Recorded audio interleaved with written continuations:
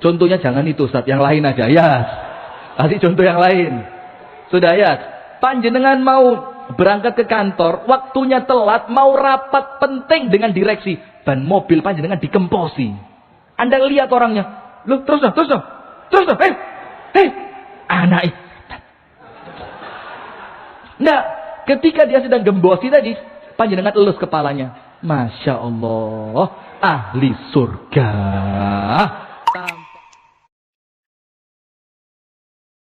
Sekarang apa kaitannya dengan materi kita? Ciri orang yang oleh Allah hisabnya diringankan. Karena hadis yang akan saya bawakan, Imam Hakim dari Imam Bukhari dan Muslim mengatakannya sahih. Mengatakan apa? Sahih. Tapi Asy-Syaikh Al-Albani mengatakannya dhaifun jiddan. Apa? Dhaifun jiddan itu apa? Sangat lemah. Lemahnya kenemenan. Menurut siapa? Syekh Albani. Sementara Imam Hakim dari Imam Bukhari dan Imam Muslim mengatakan hadis ini sahih. Kita kembali ke yang pertama. Kalau ulama zaman dulu sama ulama zaman sekarang menangan siapa? Berarti kita pakai yang pendapatnya siapa? Ulama zaman dulu. Berarti sahih atau dhaif jiddan. Nah, arahnya ke situ. Sekarang, sip. Sekarang kita baca. Hadirin yang dirahmati dan diberkahi oleh Allah Subhanahu wa taala. Tidak tahu kenapa pengajian malam ini kayak menegangkan sekali. Ada pesanan-pesanan. Jadi rada ngerem saya. Biasa ngomong itu das. Ganyang ibu-ibu masalah poligami itu enteng saya. Sekarang rada ngerem. Kesian editornya. Nanti bingung lek ngedit sing ndi mosok sak jam diedit kabeh. Karena pengajian adalah dia. Sudah begini.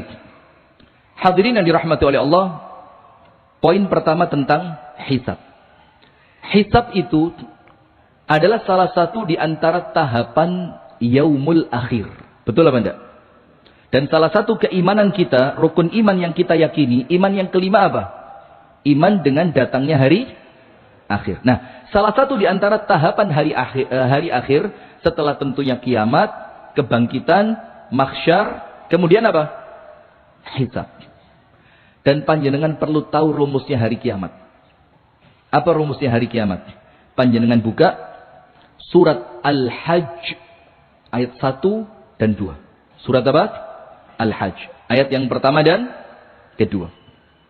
A'udzu billahi minasyaitonir rajim.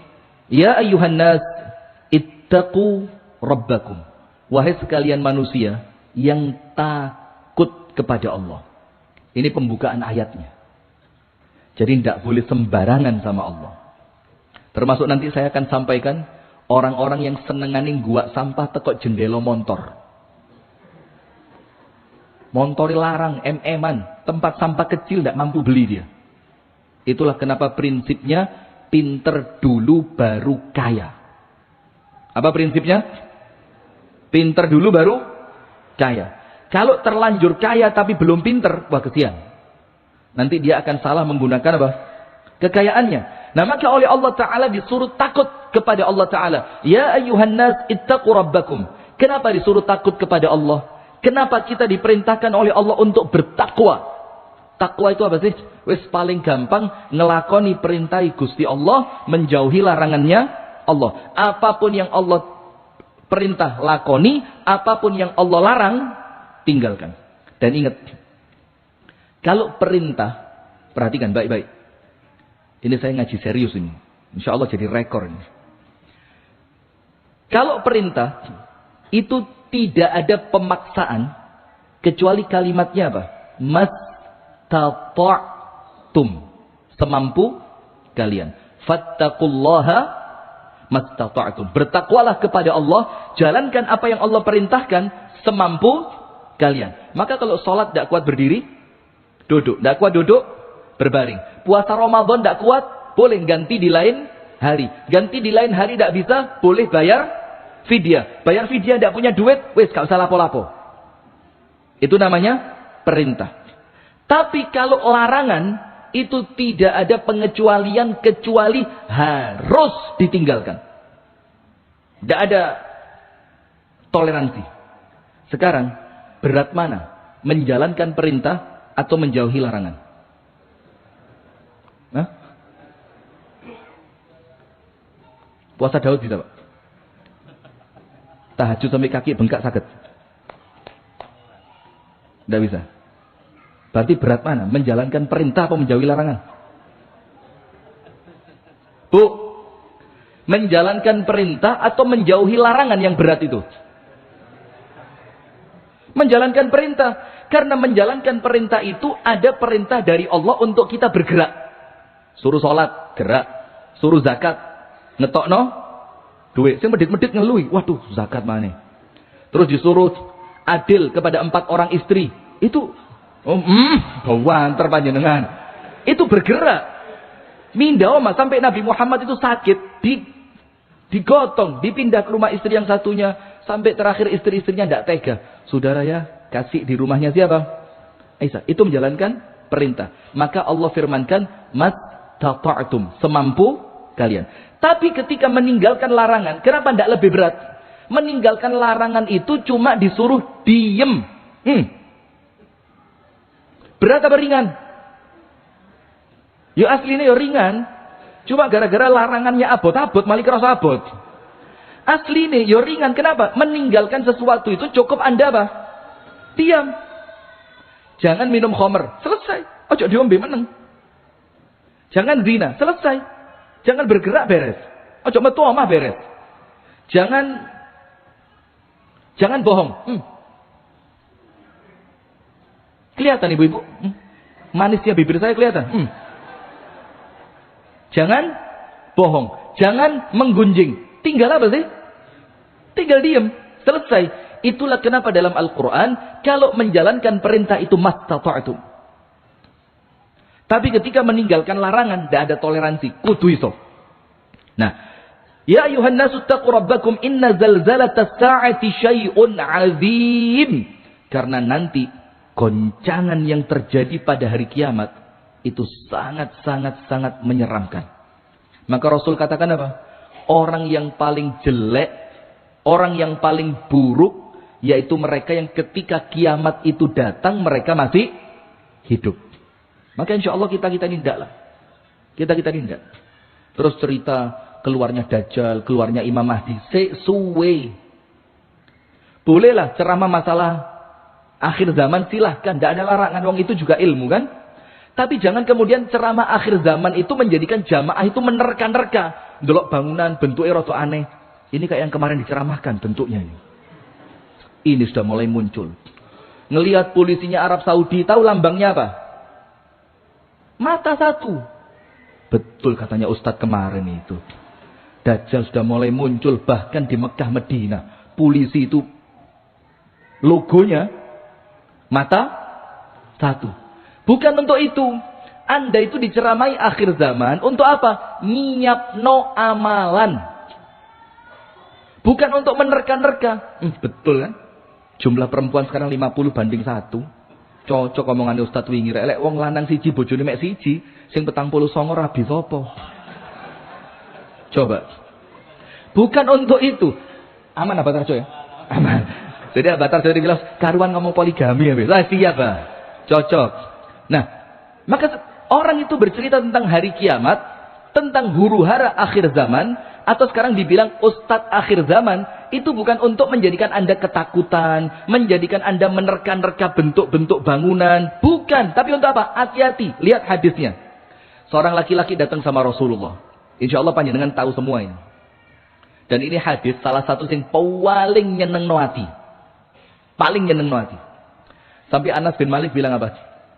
Ini hadis yang paling aku senangi setelah aku masuk Islam. Kata Anas bin Malik. Apa hadisnya? Seorang laki-laki datang. Ini loh Bu, wong Arab Badui itu lek takon gak tedeng aling-aling.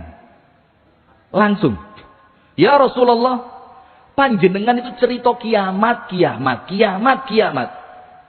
Mata sa'ah. Terus kiamat iki jane kapan?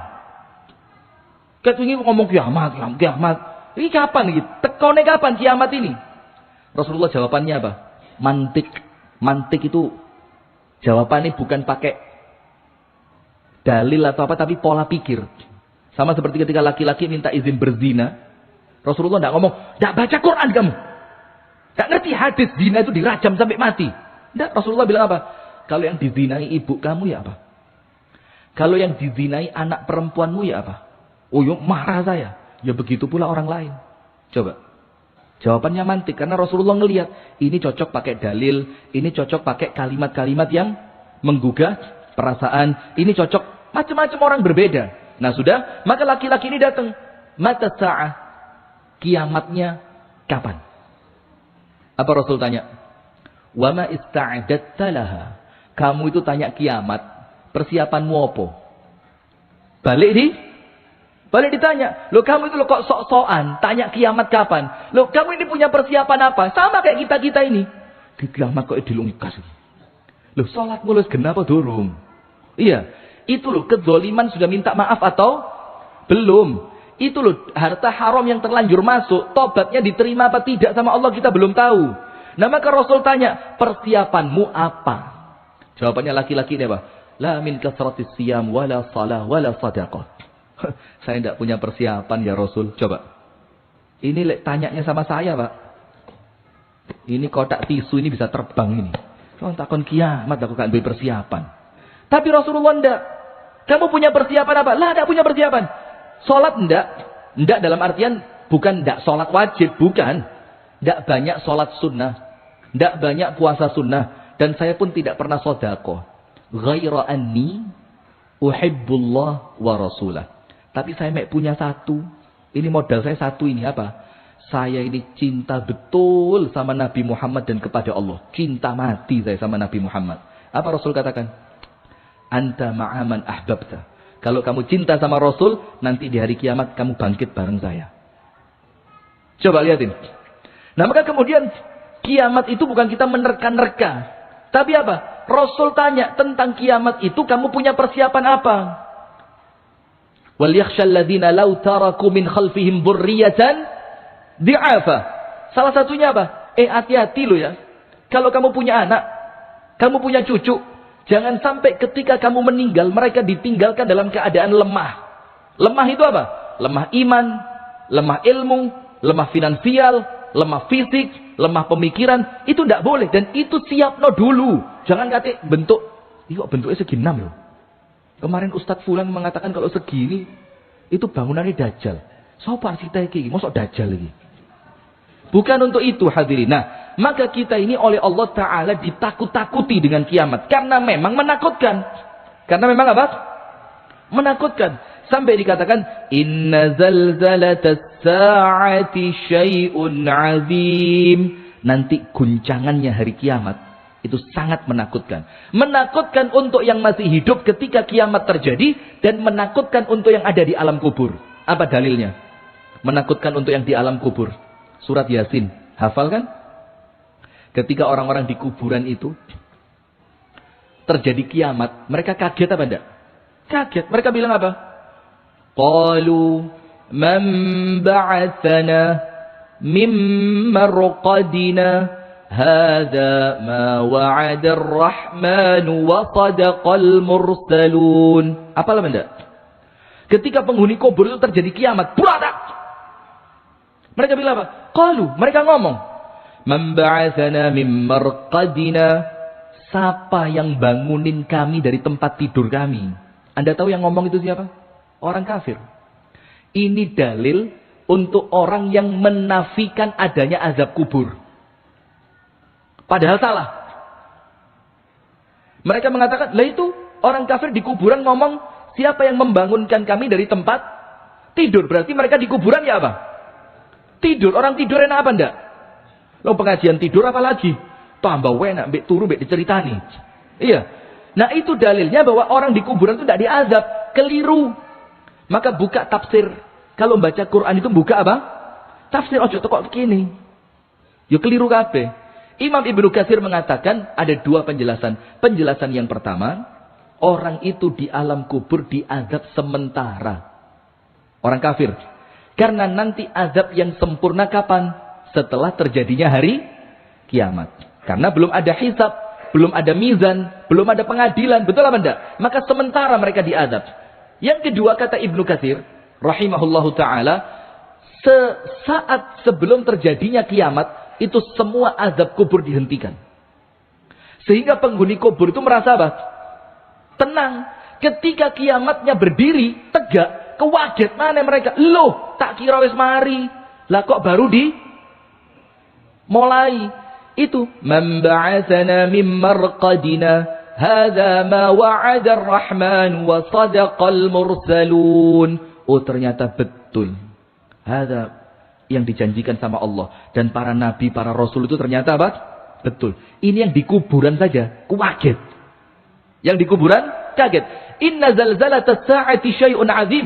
Karena nanti hari kiamat itu menakutkannya luar biasa. Ditambah sama Allah. Yauma tarawnahum tadhalu kullu murdi'atin 'amma arda'at. Nanti di hari itu pas kiamat, kalian akan lihat apa? Perempuan yang hamil. Apa? Perempuan yang menyusui anaknya, tazhal itu panik. Apa yang mereka lakukan? Akhirnya mereka buang anaknya. Padahal ibu itu sama anak ya apa? Karuan aku sing loro timbang anakku.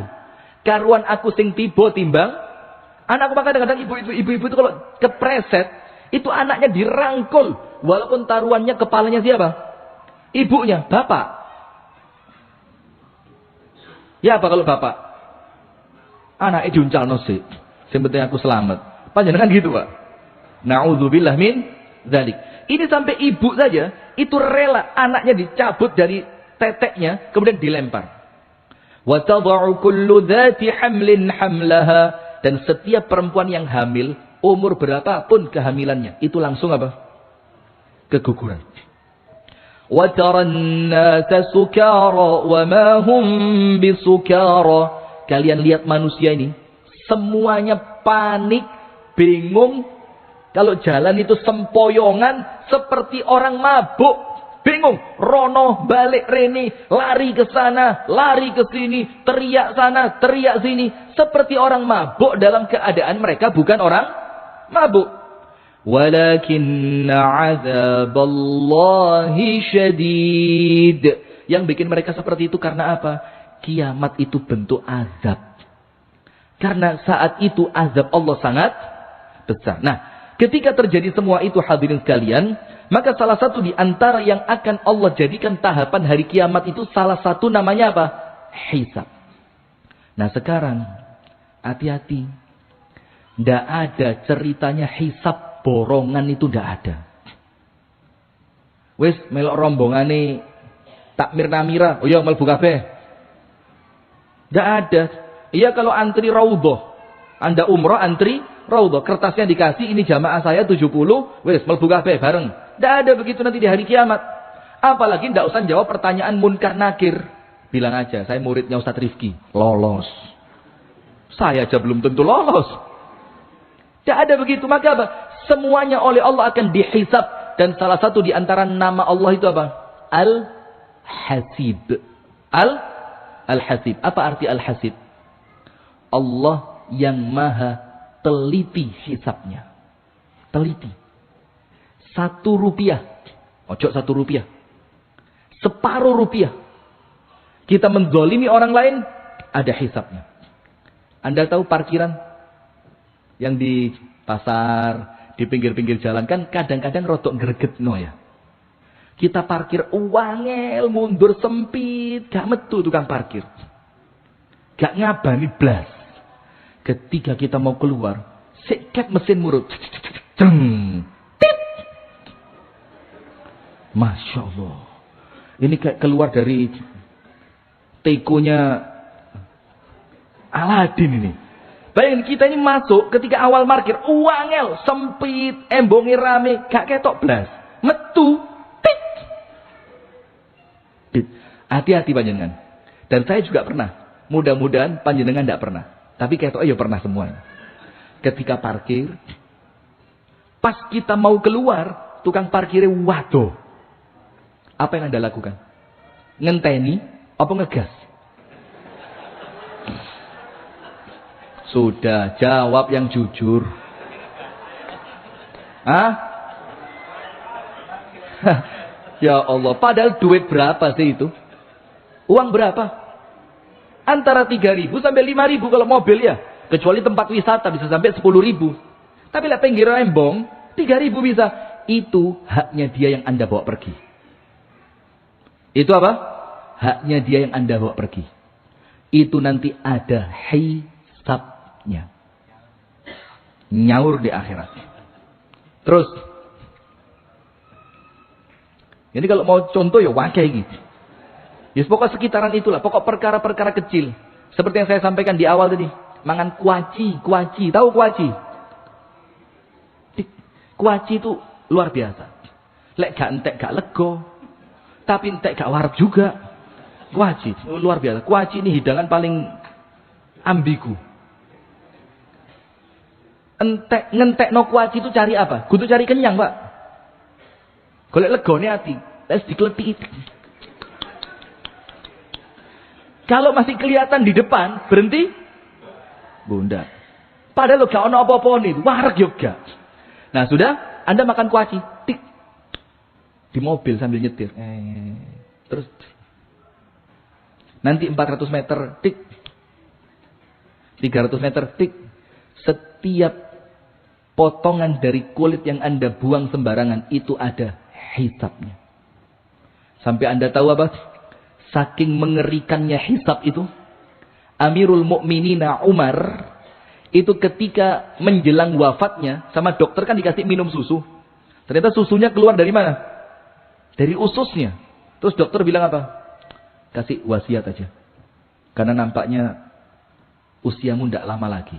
Maka banyak orang masuk gentenan. Minta nasihat kepada Umar. Mendoakan Umar. Banyak. Salah satu yang masuk siapa? Laki-laki masih muda celananya isbal. Ini terlepas hukumnya apa ya. Cuma ceritanya begitu. Hadisnya begitu. Ini bukan hadis. Riwayat dari Umarnya begitu. Ketika laki-laki itu masuk. Laki-laki itu bilang apa? Fusta ya Umar. Panjenengan ini beruntung. Sahabatnya Nabi. Salah satu yang masuk Islam pertama kali. Kemudian disebutkan dalam hadis panjenengan dijamin syurga. Anak panjenengan dipek mantu sama kanjeng Nabi. Kurang beruntung apa? Nabi kalau pergi mesti sama Abu Bakar sama panjenengan. Sama Abu Bakar sama panjenengan. Tidak pernah ada Nabi kecuali ada dua orang ini. Beruntung Anda. Umar bilang apa? Waihak sakilat ka ummak. Celaka kamu. Mudah-mudahan ibumu kehilangan kamu. Tapi ini bukan doa. Tapi itu ucapan apa? Kamu ini keterlaluan gitu loh. Nah sudah. Apa kata Umar? Jangankan masuk surga. Ojo melbu surga. Kalau saja antara kebaikanku dan keburukanku itu seimbang. Itu sudah beruntung saya ini. Lah kok kamu ngomong saya masuk surga? Dari mana ceritanya? Kalau baiknya saya. Sama buruknya saya. Dosaku mbek pahalaku imbang. Apa kata Umar? Iku wis apik.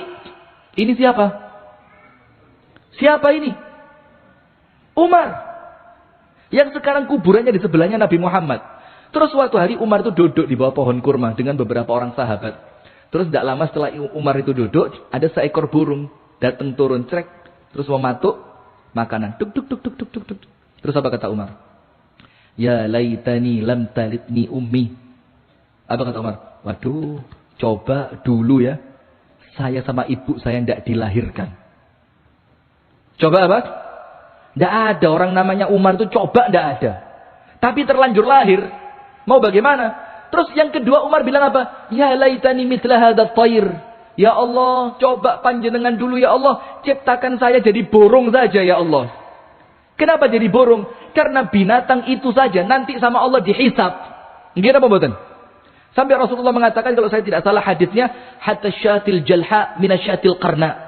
Sampai ketika ada kambing tanduan dan kambing yang tidak punya tanduk. Itu surung-surungan. Itu yang punya tanduk sama Allah nanti dihisab di hari kiamat. Ini yang tidak punya tanduk suruh balas dulu. Tapi setelah urusan mereka selesai. Mereka jadi apa? Mereka jadi apa? Binatang-binatang ini loh. Kalau hisabnya mereka selesai. Mereka jadi apa? Jadi tanah. Maka orang kafir dalam surat. Apa? Wa yaqulul kafiru ya laitani kuntu turaba. Ketika orang kafir itu ngelihat burung jadi tanah, kambing hisapnya selesai jadi tanah, monyet hisapnya selesai jadi jadi tanah. Semuanya jadi tanah. Orang kafir ngelihat. Ya laitani kuntu turaba. Ya Allah, jadikan saya tanah saja ya Allah. Karena dia ngerti setelah ini azabnya tidak mungkin berhenti. Sampai Umar ngomong begitu hadirin. Saking takutnya sama azab. Anda tahu ketika Umar menang perang. Umar menang perang. Nangis. Di balik pohon kurma. Sahabat nyari. Ini hari orang seneng-seneng ketawa-ketawa. Kok Umar nangis? Dicari. Ketika ketemu ditanya. Ma yubkika ya Amirul Mu'minin. Hadza yaumu farah. Umar. Kenapa kok nangis? Padahal ini waktunya orang seneng-seneng. Lah kok panjenengan malah nangis? Bu, apa kata Umar? Saya khawatir antun qasa hasanati yaumal qiyamah. Saya takut dengan kenikmatan menang ini. Menang itu kenikmatan atau bukan? Kenikmatan. Saya khawatir dengan nikmat kemenangan yang Allah berikan kepadaku. Nanti ganjaranku sama Allah di hari kiamat dikurangi. Seperti orang kafir, azhabtum tayyibatukum fi hayatikumud dunya wastamta'tum biha. Orang kafir itu ketika nagih kepada Allah, ya Allah, saya pernah bangun panti asuhan, ya Allah, saya pernah bikin sumur gratis, ya Allah, saya pernah bikin jalan untuk masyarakat umum supaya mereka tidak licin ketika berjalan, ya Allah, saya pernah ngasih makan ribuan orang miskin. Mereka minta sama Allah, mana bayarannya ya Allah? Apa Allah bilang? Kamu telah menghabiskan kenikmatanmu ketika hidup di dunia. Dan kamu sudah senang-senang waktu di dunia. Ayat ini masuk ke pikirannya Umar ketika Umar menang. Akhirnya Umar takut. Jangan-jangan saya sama kayak mereka. Allah sudah bayar tunai di dunia. Sehingga di akhirat saya tidak punya bayaran. Bayangin sekelas Umar takut dengan hisab. Padahal kalau ngomong hadis, Umar tidak mungkin dihisab. Kenapa? Karena Umar itu 10 sahabat Nabi. Salah satu yang termasuk dijamin masuk surga. Kan gak connect. Dijamin masuk surga. Sahabat Nabi masuk Islam yang pertama. Ternyata hisabnya susah. Masuk apa enggak? Enggak masuk. Nah, maka itulah kenapa orang-orang kafir itu nanti di hari kiamat. Ketika mereka dikasih kitabnya sama Allah. Mereka bilang apa? Ma li hadzal kitab. Ya Allah, buku apa sih ini ya Allah? Ma li hadzal kitab la yughadiru saghiratan wala kabirah. Yang di dalam kitab ini ya Allah tidak luput satu amal pun, entah itu besar ataupun kecil, illa kecuali ahsaha, semuanya sama Allah dicatat. Itulah di sana ada perbedaan maghfirah dan al-afu. Maka kalau bulan Ramadan, kita tidak minta maghfirah saja. Tapi kita minta apa? Allahumma innaka afuun. Kalau maghfirah, itu catatannya tetap ada. Hukumannya ditiadakan. Itu maghfirah. Orang kalau dapat ampunan, apa artinya? Catatannya seono. Masih bisa dipermalukan di depan orang lain. Lo pernah ini? Tapi sudah tidak usah dihukum. Lo pernah ini? Sudah tidak usah dihukum. Lo kamu dulu yang sok paling top imanmu, ternyata kamu melakukan ini, tapi tidak usah dihukum. Itu maghfirah. Tapi kalau al-afu, Allahumma innaka afuun tuhibbul afwa fa'fu anni, afu itu apa? Dihapus tulisannya, dihilangkan hukumnya. Berarti antara maghfirah sama al-afu tinggi mana? Al-afu. Nah, maka nanti orang-orang kafir itu kaget ketika dapat kitab. Ma li hadzal kitab ya Allah, ini apa ini? Akuntan dunia kalah. Akuntan dunia seisolah dijak kompromi. Tulislah di pos ini. Tulislah di debit kredit ini. Tulislah begini. Bisa masih. Tim audit. Tim pajak. Itu kadang-kadang masih bisa diajak kompromi. Tapi kitabnya Allah tidak bisa. Terus apa caranya biar kitab itu ketika kita baca, kita senang? Tulis yang pertama. Biar nanti hisabnya itu enak gitu loh. Allahumma amin. Insya Allah semua sama kita ini oleh Allah hisabnya dimudahkan. Wabil khusus, mudah-mudahan kita juga nanti bisa langsung masuk surga tanpa hisab, tanpa azab. Allahumma amin. Dan sudah dalam hadisnya apa? Ukasyah. Rasulullah itu mengatakan, yadkhulunal jannata 70,000 min ummati min ghairi hisab wala sabiqatil azab. Akan masuk ke dalam surga dari umatku itu 70.000 tidak pakai hisab, tidak pakai azab. Bangkit dari kuburan, keratak. Langsung antri depan pintu surga. Amin ya Rabbal alam. Insyaallah kita, orang tua kita, anak cucu kita semuanya termasuk. Allahumma amin. Itu keluar kuburan langsung antri depan pintu surga. Cuma nunggu apa? Nunggu Nabi Muhammad mengetuk pintunya tok. Setelah itu kita masuk. Ya Rabb, insyaallah kita semuanya termasuk ya. Nah, sudah. Kemudian ketika Rasulullah cerita itu dalam riwayat yang lain ditambahi apa? Setiap satu orang dari 70.000 tadi itu bisa membawa lagi 70.000 keluarganya. Jadi setiap satu orangnya yang masuk dalam 70.000 tadi itu berhak narik berapa? 70.000 berikutnya dari siapa? Keluarganya. Salah seorang sahabat polos, tidak terkenal ahli ibadah, tidak terkenal ahli perang, tidak terkenal ahli sedekah, namanya Ukasyah. Namanya siapa? Ukasyah. Angkat tangan. Ya Rasulullah, ud'ullaha an yaj'alani minhum. Ya Rasul, tolong saya didoakan agar Allah memasukkan saya termasuk di antara yang 70.000 itu. Apa Rasulullah katakan? Anta minhum. Kamu termasuk. Ukasyah apa? Termasuk. Sahabat yang lain langsung. Wud. Ya Rasul saya. Ya Rasul saya. Semuanya ngomong saya. Apa Rasul katakan? Wenteng, singkat, padat, jelas. Tanpa menyakiti perasaan. Rasul bilang apa? Sabaqaka biha Ukasyah. Sampaian kedisian Ukasyah.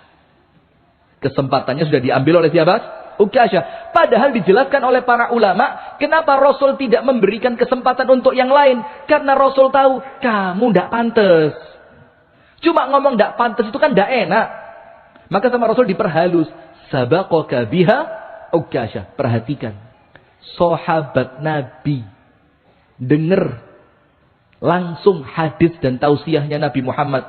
Tidak dapat itu. Sampai Rasul bilang, kamu kedisian Ukasyah. Artinya apa? Perkara ini bukan perkara yang ringan. Nah, maka yang pertama disebutkan dalam hadis yang sahih, Rasulullah Shallallahu Alaihi Wasallam bersabda, ciri orang yang hisabnya bakal ringan. Apa cirinya? Tuba liman wajada fi sahifatihi istighfaran katsira. Anda buka dalam kitab At-Targhib wa Tarhib dalam bab keutamaan istighfar. Apa itu? Rasulullah bersabda, tuba, beruntung. Siapa yang beruntung itu? Orang-orang yang ketika kitab diberikan kepadanya, dia buka kitabnya, ternyata apa? Isinya dipenuhi dengan catatan istighfar. Isinya apa? Istighfar. Bukan berarti dia tidak berdosa. Dosanya boleh jadi akeh. Tapi istighfar itu akeh. Boleh jadi maksiatnya besar. Tapi istighfarnya juga istiqomah. Boleh jadi kesalahannya dia banyak dan macam-macam. Tapi ketika dia buka kitabnya, istighfar terus. Sampai Nabi Muhammad mengatakan apa? Saya, kata Nabi Muhammad SAW, yang maksum, itu istighfar sehari 70 kali. Dalam riwayat yang lain berapa? 100 kali. Sekarang saya mau tanya, loh Nabi Muhammad itu istighfar buat apa? Oh enggak duit dosa. Yang bisa jawab dapat hadiah haji. Syarat dan ketentuan berlaku. Apa syaratnya? Mampu.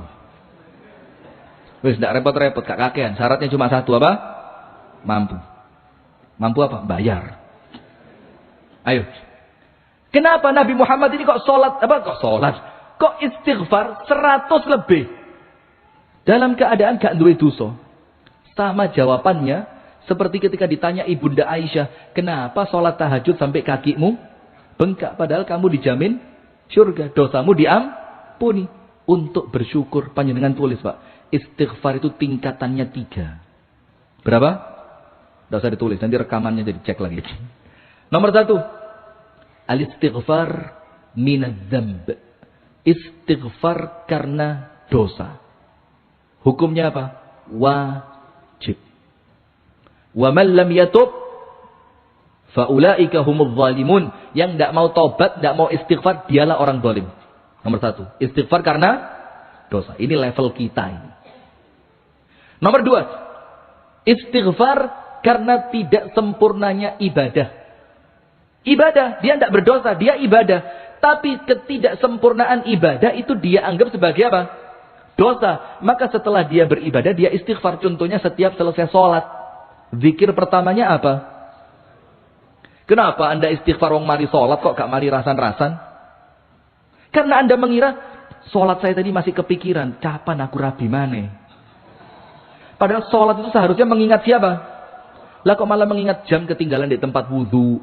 Waduh susah. Coba. Maka ketika ibadah kita tidak sempurna, kita perlu istighfar. Itu yang tingkatan yang kedua. Contoh yang lain. Keluar kamar mandi, doanya apa? Alhamdulillahilladzi azhaba anni al-adha wa afani. Itu satu. Yang lain juga ada. Ghufranaka. Ampuni hamba ya Allah. Kenapa keluar kamar mandi minta ampunan? Karena waktu di kamar mandi tadi panjenengan tidak leluasa berzikir.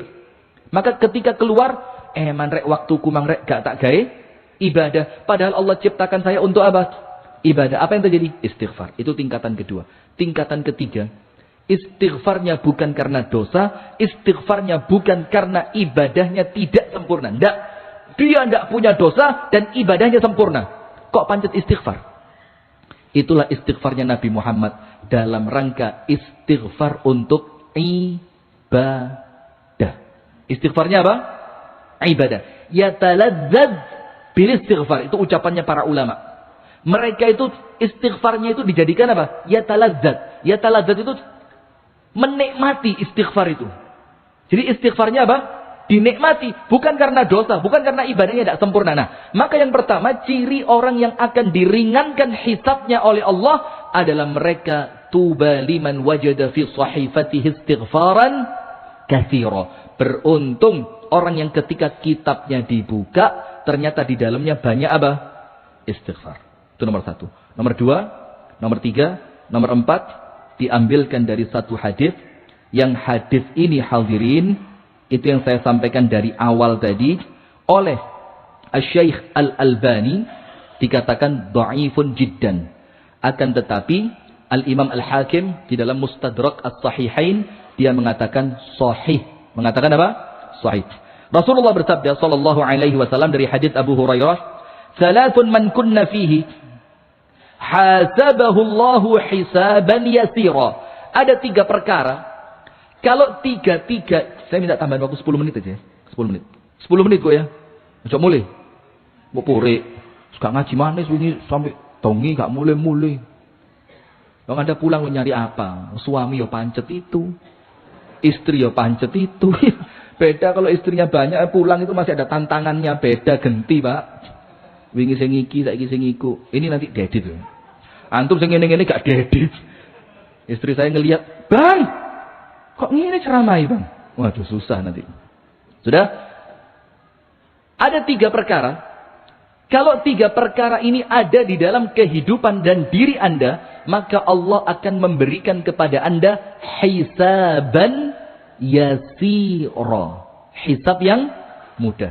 Dalam hadisnya Ibunda Aisyah, tanya sama Nabi Muhammad, "Ya Rasul, panjenengan kok berdoa?" Doanya Rasulullah apa? "Allahumma hasibni hisaban yasira." Apa doanya? Allahumma hasibni hisaban yasira. Allahumma, ya Allah, hasibni, hisablah aku, hisaban, dengan suatu hisab, perhitungan, yasira, yang ringan. Nah, apa kata Ibunda Aisyah? Apa hisab yang ringan itu apa? Rasul katakan, al-ard, ain, ra, dad. Al-ard. Ard itu apa? Cuma diduduk notok. Panjenengan kalian Gusti Allah dikengken ngaku. Cuma itu tok. Dalam hadis dikatakan begini. Ada seorang laki-laki dipanggil oleh Allah Ta'ala. Dalam hadisnya Abdullah bin Umar. Deketin. Setelah laki-laki itu mendekat kepada Allah, apa yang terjadi? Allah turunkan penutup. Tidak ada yang lihat. Cuma dia dengan siapa? Allah Ta'ala. Orang lain tidak kelihatan. Tidak ketok lagi tahu zina, tahu khomer, tahu karaoke, tahu nang klub malam, tahu ini, tahu. Gak ada yang tahu. Ditutup sama Allah. Terus apa? fayuqarriruhu rabbuhu bidzunubihi dzambuhu. Allah menjadikan dia mengakui dosanya. Sama Allah ditanya, Mas, pernah melakukan ini? Kok catatannya ada? Iya ya Allah, pernah. Loh kenapa kok kamu begitu? Waduh, saya tidak punya alasan. Ya wis, dulu di dunia tak tutup, di akhirat tak ampuni. Coba. Itu namanya apa? Hisaban yasiro. Ditanya lagi, Mas, tapi kok ketulis lagi? Katanya pernah melakukan ini. Iya ya Allah. Iya. Kenapa kamu begini? Ya Allah, saya tidak punya alasan. Ya Allah, kalah mbek hawa nafsu ya Allah. Apa Allah katakan? Tak tutup, tidak ada yang tahu waktu kamu di dunia. Dan sekarang di akhirat, tak tutupi. Itu yang namanya hisaban yasiro. Itu yang Rasulullah minta. Allahumma hasibni hisaban yasiro. Dan kata Al-Imam Al-Muzani, kalau saya tidak salah ingat, di dalam kitabnya, hisab untuk orang beriman, yang dikatakan hisaban yasiro, itu apa? Tidak makan waktu sejam, 2 jam, tidak apa? Qailulah. Qailulah itu apa? Tidur siang. Jadi waktunya hisaban yasiro untuk panjenengan semuanya ini, Allahumma amin, dan untuk saya juga, itu cuma sekitar seperempat jam lah. Yang penting ngeleset, meripati sempat merem, kemudian ngelilir, terus sholat zuhur. Itu. Cuma seperti itu. Jadi tidak seperti yang digambarkan, antri panjang, kedelep keringet, ada yang matahari sekian. Ada tidak hadisnya? Itu bukan panjenengan, bukan. Panjenengan yang wena. Panjenengan itu yang sama Allah dipanggil, Iyub ditakoni, tahu gak? Iya ya Allah pernah. Pernah enggak? Iya ya Allah. Ya wis, tak ampuni, selesai. Wis, kamu pindah ke sana, antri di pintu surga. Itu namanya hisaban yasiro. Nomor 1 caranya biar dapat itu bagaimana? Istighfar sing akeh. Istighfar, jangan putus. Nomor 2, Rasul katakan, ada 3 perkara, apabila 3 perkara ini ada dalam diri kalian, maka kalian akan dihisab oleh Allah dengan hisab yang ringan. Wa adkhalahu Allahu al-jannata bi rahmatihi. Setelah hisabnya selesai, yang ringan tadi langsung dilebokno surga. Allahumma amin. Nomor 1, apa 3 perkara itu? Qalu liman ya Rasulullah, siapa itu ya Rasul? Kami kok kepingin. Rasulullah mengatakan, tu'ti man haramak. Nomor 1, kamu itu memberi kepada orang yang pelit sama kamu. Ada orang yang tidak pernah ngasih sama panjenengan, padahal mampu, padahal soge. Itu ketika semakin dia pelit, tawambang ganyang, tambah gregetno. Kalau orang Malang bilang bencekno. Ngerti bencekno? Itu semakin Anda tambah loman sama dia. Semakin Anda tambah dermawan sama dia. Berat apa ringan? Berat apa ringan? Berat. Maka pantas tidak kalau bayarannya hisab yang mudah? Pantas. Karena tidak semua orang bisa. Nah sekarang kita ini kepingin dapat hisab yang ringan. Ayo pantasno awake dhewe masing-masing. Mantasno awak. Apa mantasno awak itu? Yo sing abot iki lakonono. Supaya apa? Aku pantas dapat itu. Lah kalau panjenengan, wah abot Ustaz, kene kudu nabi, kudu sahabat. Lah kene iki noleh kiwa tukang judi, noleh tengen tukang sabung ayam, noleh ngarep tukang mabuk, noleh mburi. Ndak berani saya noleh mburi. Mburi bahaya, sesepuh semua ini. Noleh mburi ahli surga. Nah, gitu ya. Nah, sudah. Maka jangan ngomong ndak bisa. Tapi apa? Aku pantas dapat itu. Bagaimana caranya? Aku harus lakukan itu. Berarti beri kepada orang yang kepada Anda pelit pol. Kebayang enggak siapa orangnya? Bu. Bayangin, Bu. Coba tonggo sebelah ndi, Bu. Meremot 3 detik. Ketemu. Ibu-ibu enggak usah dikasih 3 detik. Saya baru ngomong loh metu 60 nama. Ki. Swida. Betul, Bu? Loh, betul. Ini loh pengajian betulan ya begini. Orang ngaji itu ngerti elek awak, kudu elek wong liya ya. Bagus, Bu, lanjutkan, Bu ya. Sudah, nomor 1, engkau memberi kepada siapa? Kepada orang yang pelit kepadamu. Atau dalam artian yang lain, memberi kepada orang yang jahat. Ngerasani, maidu, fitnah, ngilokno, tapi Anda terus memberi dia.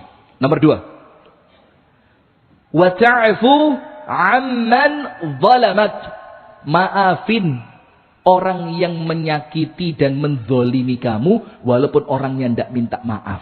Bisa apa enggak?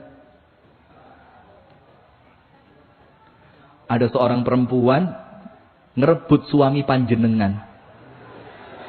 Itu sebelum dia minta maaf, ibu-ibu bilang apa? Ukhti, tolong jagain suamiku ya.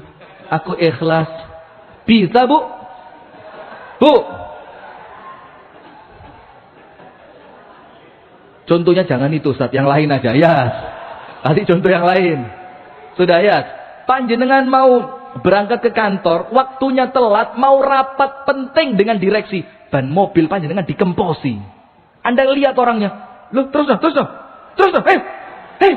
Anak itu.